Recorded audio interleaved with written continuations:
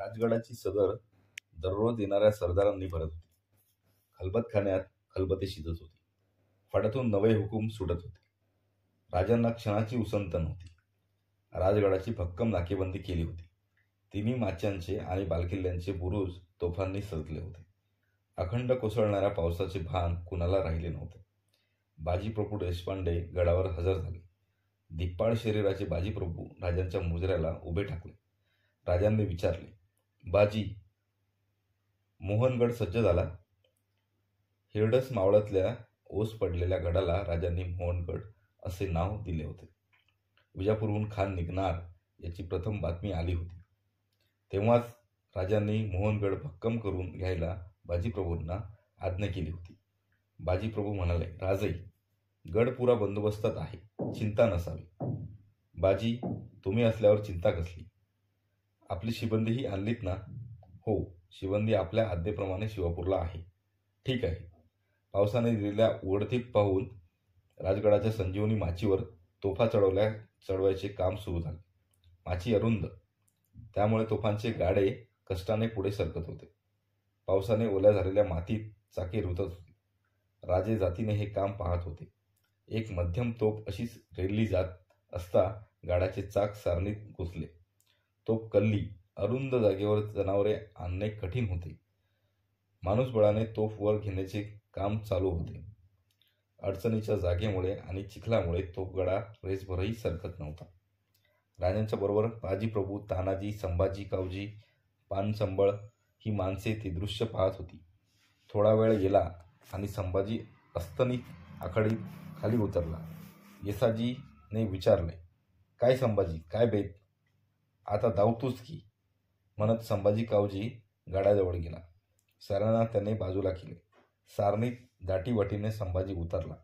गाड्याच्या मागच्या पुढच्या माणसांना संभाजी म्हणाला, चाक वर आलं की गाडावर ओढा. दोन्ही हातांवर थुंकून संभाजीने श्वास घेतला. छातीत तुटून फुगली. त्याने गाड्याला हात लावला. हातांचे गोळे तटतटले. नरड्याची शिनरशिन इंगळीसारखी उमटली. गाडा करकरला. डोळ्यांवर विश्वास बसत नव्हता. गाड्याचे चाक उचलले जात होते. चाक वर आले आणि हर हर महादेवाची गर्जना होऊन गाडा खेचला गेला. रुतलेले चाक सारणीत वर आले. संभाजी राजांच्या जवळ आला. राजे कौतुकाने म्हणाले, संभाजी, आजवर आम्ही नुसता तुमचा धिप्पाड देह पाहत होतो, पण त्याची ताकद आज पाहिली. महाराज, याला जेवायला कोण बी बोलवत नाही. अर्ध बकर जागलं बसवतो. बळकट घोडं सहज उचललं अशी ताकद आहे त्याची. तानाजी कुठंतरी दृष्ट लागेल त्याला. डोळ्यात मावला तर लागणार नवं. तानाजीच्या बोलण्याने सारे हसले. तोफ जागेवर बसलेल्या पाहून राजे माघारी आले. शिवापट्टण आणि राजगड सरदारांनी मावळ्यांनी भरून गेला. राजगडाचा बंदोबस्त करून राजांनी राजगड फिरंगोजीच्या ताब्यात दिला आणि स्वतः जावडीला जाण्याचा निर्णय जाहीर केला.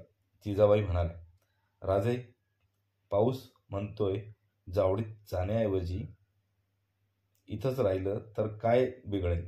महासाहेब, खान अजून वाईला आला नाही. वाईला खान आला की आम्ही असू त्या जागी त्याचं लक्ष जाईल. तुम्ही शंभूराजे सारे इथं राहा. आम्ही जावडीला जातो. त्यामुळे राजगड सुरक्षित राहील. राजे, तुम्ही संकटात, आम्ही सुरक्षित राहून करायचं काय? महासाहेब, जेवढी जबाबदारी आमची आहे तेवढीच तुमचीही आहे. आमचे वारस शंभूराजे सुरक्षित राखणं ही तुमची जबाबदारी आहे. केव्हाही हाक मारली, आज्ञा केली तरी जावळीवरून आम्ही सेवेला हजर होऊ. जिजाबाईचा निरोप घेणे सोपे होते, पण सईबाईचा निरोप घेणे फार कठीण. सईबाई अंथरुणाला खेळल्या होत्या. संभाजीला कडेवर घेऊन राजे सईबाईच्याकडे गेले. सईबाईंनी हसून स्वागत केले. राजे म्हणाले, सई, पाहिलंच, आम्ही जावडीला जाणार म्हणताच हा येतो म्हणून पाठीस लागला आहे. असं आडून सांगायचं काही कारण नाही. इथं सारे आहेत. आपण काळजी न करता जावं. राजे चकित झाले. त्यांनी विचारलं, सई, तुला कोणी सांगितलं? आपली मनोहारी आहे ना? एकूण तुमचं नजरबाज खातं चालू आहे तर? राणीसाहेब, आपण आजारी असता पाऊल उचलणं कठीण जातं. ते मला माहीत आहे. माझी चिंता करू नये. आपण यावं. खानाचा पराभव करावा. इतकं सोपं आहे ते. आम्हाला तुमचा भरोसा आहे, सईबाई म्हणाल्या. जेव्हा तुळजाभवानीला आणि विठोबाला हात घातला तेव्हाच त्याचं वाशिंगबळ खचलं आहे. राजे गहिवरले. सई, किती सहजपणे दुसऱ्याला आत्मविश्वास देऊन मोकळे होतेस. राजांनी सईबाईचा निरोप घेतला. सईबाईचे पाय शिवून राजे जावळीला भर पावसात निघाले. फिरंगोजी म्हणाले, राजे, एक विनंती आहे. सांगा फिरंगोजी. मी आपल्याबरोबर येतो. फिरंगोजी, तुम्हाला आम्ही मुद्दाम इथं ठेवून जातो आहोत. इथं महासाहेब आहेत, शंभूराजे आहेत, राणीसाहेब आजारी आहेत. तुमच्या भरोशावर ही जीवाभावाची माणसं सोडून आम्ही निर्धास्त होऊन जावळीला जात आहोत. ही जबाबदारी तेवढीच मोठी आहे. फिरंगोजींना मुजरा केला. 4 पावले पुढे गेलेले राजे मागे वळले. फिरंगोजींना म्हणाले, राणीसाहेब आजारी आहेत. त्यांचं क्षेमकुशल दररोज कळवीत चला. राजांनी राजगड सोडला. खान कृष्णकाठाने वाईजवळ करीत होता. राजे जावळीला आले. जावळी खोऱ्याला छावणीचे स्वरूप आले. खोऱ्यातल्या प्रत्येक खेड्यात राजांचे सैन्य पसरले होते. भर पावसात राजे जावळीला सैन्याची जुळवाजुळव करीत होते. मोरोपंत पिंगळ्यांची प्रतापगड सुसज्ज करून ठेवला होता. कल्याणहून पाठवलेल्या लांब पल्ल्याच्या तोफांची प्रतापगडाचे मोर्चे धरून ठेवले होते. श्रावणाचे कोवळे ऊन जावळी उजळू लागले. अखंड जलधारांनी चिंब झालेली सृष्टी त्या उन्हात अंग वाळवू लागली. पावसाळा संपला. पाऊलवाटांचे शेवाळ नाहीसे झाले. रात्री अपरात्री जावळी खोऱ्यात तापांचे आवाज उठू लागले. डोंगरी कपारीतून मशाली फिरताना दिसू लागलं. राजगडांनी प्रतापगडावर ठाणे हलविले जात होते. खान कुठेतरी जरी उतरला तरी प्रतापगड सोडायचा नाही हे राजांनी ठरविले. खान वाईला येणार हे राजांना नक्की माहीत होते. प्रतापगडापासून कोसांच्या अंतराने वाई फार जवळ होती. पण वाईहून प्रतापगड गाठणे इतके सोपे नव्हते. घनदाट रानाने ही चोहोबाजूंच्या डोंगरांखानांशी वेढलेल्या जावळी खोऱ्यात राजांचा प्रतापगड अगदी सुरक्षित होता. खानासारख्या बलाढ्य शत्रूशी मुकाबला करायला त्याच्यासारख्याच आड जागा नव्हती. राजे खानाची पुढची हालचाल पाहत होते. एके दिवशी राजगडाहून आनंदाची बातमी आली. औरंगजेबाने सिंहासनारोहण प्रसंगी राजांना खास पोशाख व खुशीने पत्र पाठवले होते. राजांना ती घटना अपेक्षितच होती. कायम नजर ठेवणाऱ्या प्रमुख पत्राचा अभिनय निदान आज तरी मोहक होता. पण ते समाधान फार काळ टिकणारे नव्हते. राजगडाहून सईबाईंची तब्येत बिघडल्याची वार्ता येऊन स्वार आला. राजांना तातडीने बोलवणे होते. चिंतातुर मनाने राजांनी प्रतापगड सोडला. राजगडाच्या रोखाने राजांचे अश्वपथक वेगाने दौडत होते. दिवस कासभर असताना राजे गडाच्या पायथ्याशी असलेल्या पालीला पोहोचले. घोड्यांची गती मंदावली. राजे सावकाश गड चढत होते. पद्मावती माचीच्या दुसऱ्या दरवाज्यात राजे आले आणि दुसरी नौबत झडली. फिरंगोजी नरसाळा राजांच्या स्वागतासाठी समोर आले होते. राजे पाय उतार झाले. फिरंगोजी नजदीक येताच त्यांच्या तुकड्यावरच्या शंभूबळांनी राजांकडे जीभ घेतली. राजांनी शंभूबळांना घेतले. त्यांचा मुका घेतला. फिरंगोजी, राणीसाहेबांची तब्येत आहे तशीच आहे. फिरंगोजीच्या चिंतातूर चेहऱ्याकडे पाहताच राजांनी ते जाणले होते. राजांनी दीर्घ निश्वास सोडला. देवीचे दर्शन घेतले आणि शंभूबळांच्यासह ते स्वार झाले.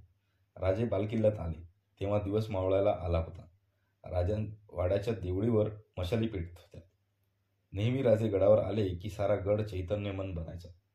आज मुजरे झडत होते, पण कुणाच्या चेहऱ्यावर आनंद नव्हता. राजे पाय धुवून वाड्याचा चौक चढले. सदरेवर पेशवे, अमात्य, सचिव सारे हात बांधून उभे होते. राजे आत गेले. सईबाईंच्या पाया पडताच जिजाबाईंनी डोळ्यांना पदर लावला. जिजाबाईंना राजे जवळ घेत म्हणाले, महासाहेब, देवावर विश्वास ठेवा. राजे, सारे प्रयत्न होत आहेत.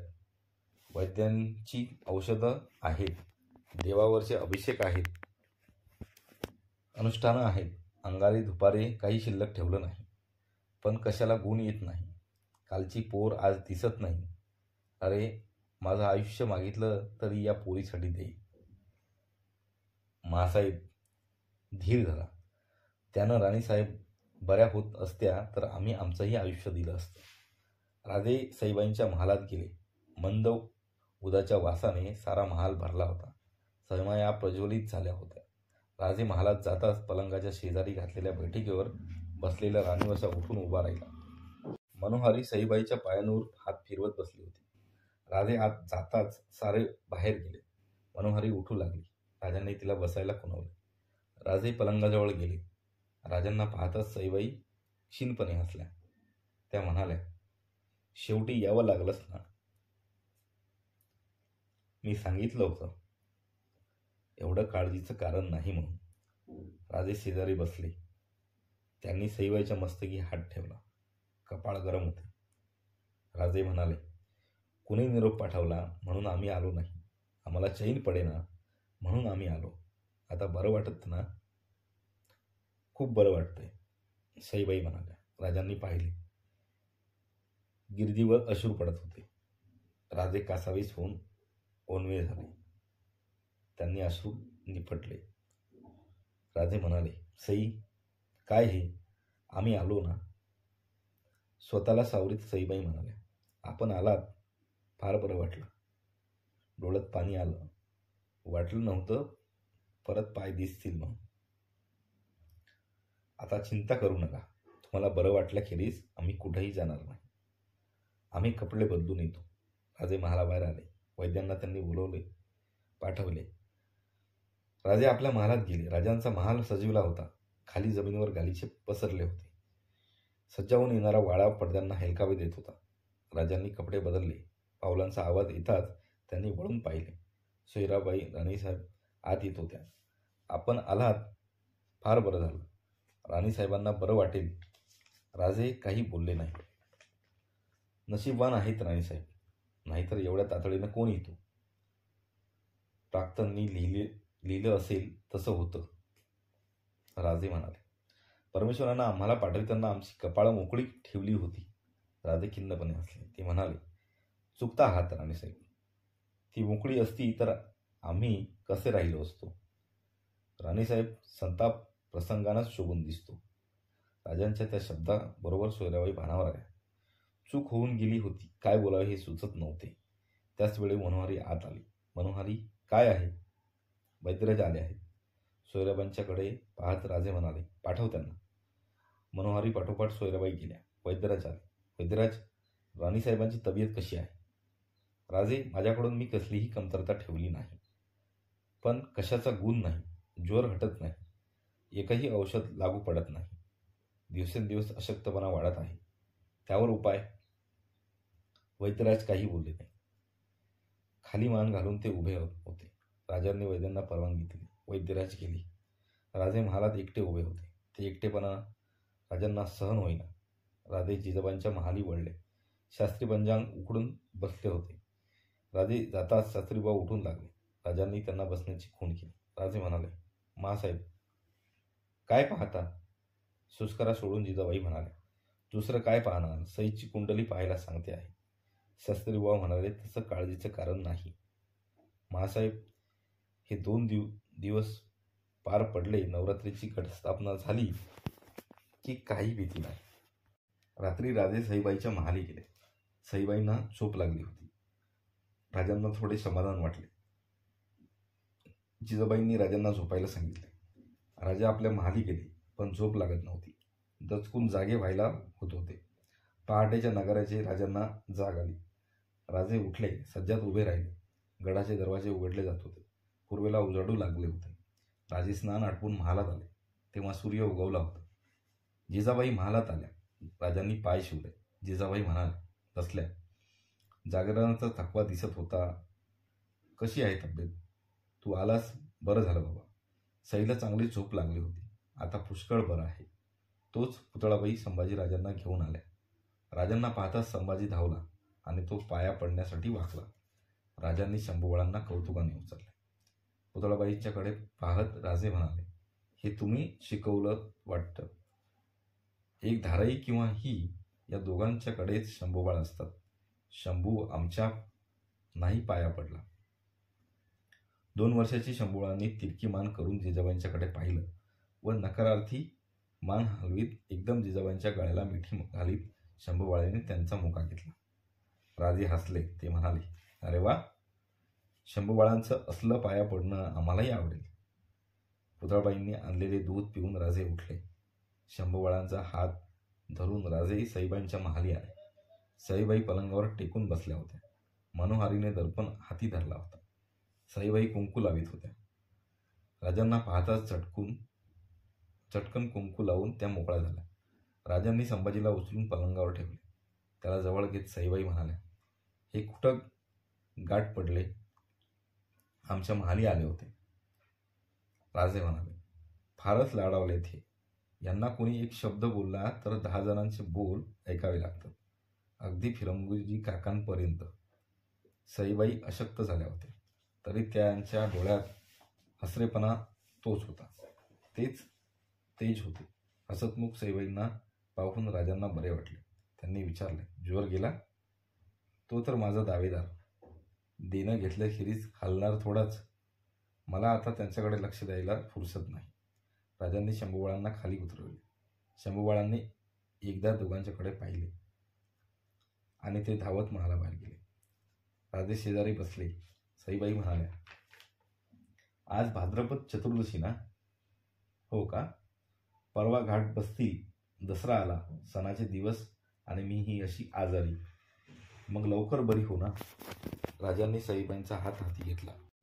रोडावलेला तो पंजा रोळाईत असता राजांचे लक्ष बोटांकडे गेले. राजांनी विचारले, तुझी प्रभावळाची अंगठी काय झाली? सईबाई म्हणाल्या, ऋतू लागली. सैल बंद झाली, तेव्हा काढून ठेवली. सईबाईंना बसवेना. राजांनी मागच्या गिरद्या काढल्या. सईबाईंना अलगद झेपवले.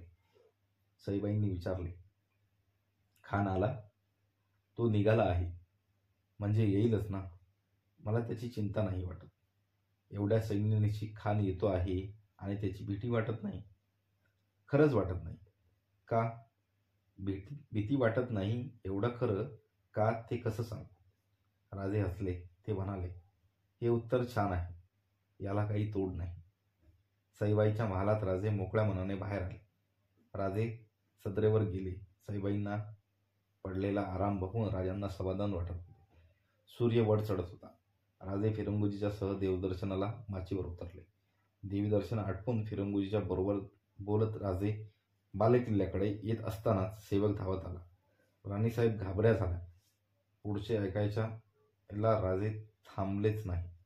राजांनी बघता बघता बालेकिल्ला गाठला. राजे वाड्यात आले. सदरेवर वैद्यांना पाहून राजे चकित झाले. वैद्यराज? वैद्यराजांनी डोळ्यांना उपरणे लावले. राजांनी विचारले, रडू नका, सांगा. काय सांगू? माझ्या हाती आता काही उरलं नाही. राजे सईबाईंच्या महाली जाताच सारे उठून बाहेर गेले. राजे सईबाईंच्या जवळ गेले. कपाळी घाम डावरला असता राजांनी तो पुसला. सईबाईंनी डोळे उघडले. राजांनी सईबाईंचा हात हाती घेतला. हात थंड लागत होता. सईबाईंनी विचारले, वैद्यराज काय म्हणाल? राजांनी आवंडा गिळाला. ते म्हणाले, चिंता करण्याचं कारण नाही असं म्हणाले. सईबाईंच्या चेहऱ्यावर क्षीण हास्य उमटले.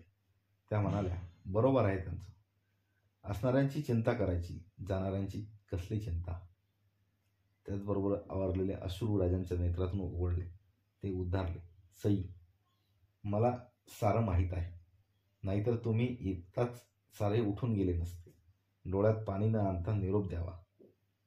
सई, काय बोलतेस? स्वराज्याचं नाव नुकताच कुठं रंगतो आहे. तो अर्ध्या डावावरून उठून चाललीस? सईबाई म्हणाले, अर्ध्या डावावरून उठून जाणं हा तर माझा स्वभावच.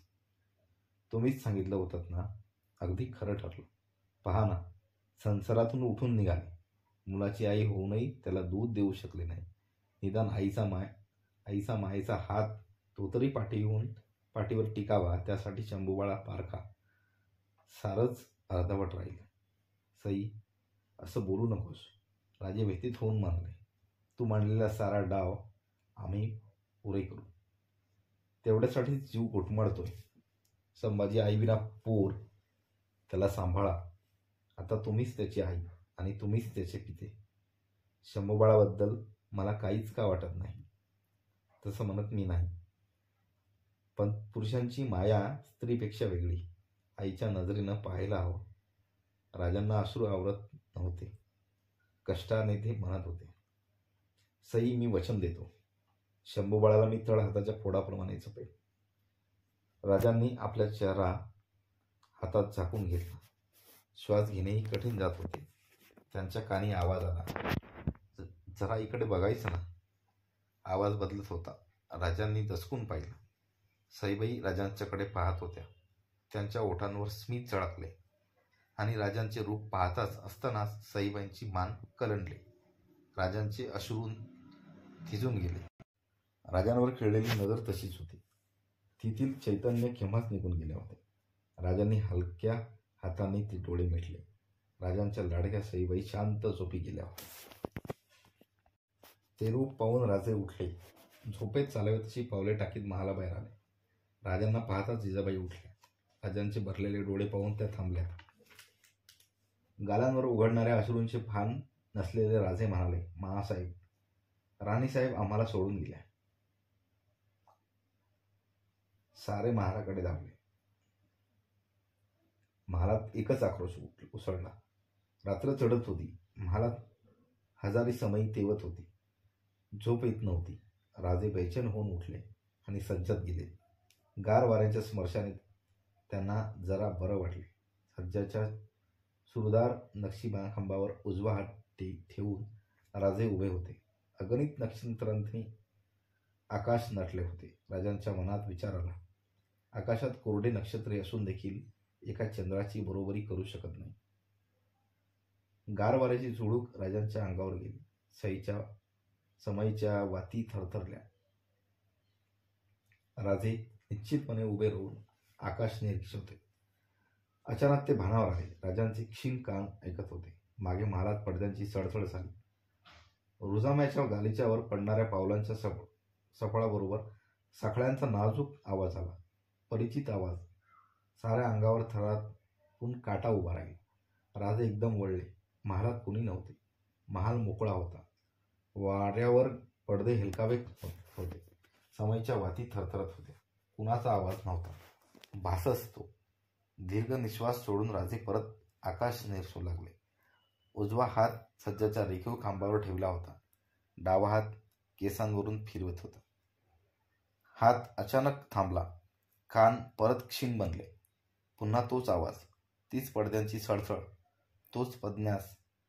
काही शंका नव्हती. राजांचा कंठ उभ्या जागी फळून आला. डोळे पाणावले. मागे न पाहता भरल्या कंठाने म्हणाले, सई, तुझा आमच्या शब्दांवर विश्वास बसत नाही ना? शंभूबाळाची चिंता वाटते. नको सई, आम्ही तुम्हाला संसारातून गुंतवू शकलो नाही. आशेत तरी कशाला गुंतवतील? आम्ही वचनबद्ध आहोत. सई, निदान तू तरी आमच्यावर अविश्वास दाखवू नकोस. वारा थांबला. पडद्यांची सडसड थांबली. नुपुरांचा आवाज थांबला. एक भयान शांतता पसरली आणि दुःखावेग न आवरून राजांनी खांबावर मस्तक टेकवले. राजे उद्गारले, सई, तू जाऊन शंभू पोरका झाला नाही, आम्ही पोरके झालो. सई, आम्ही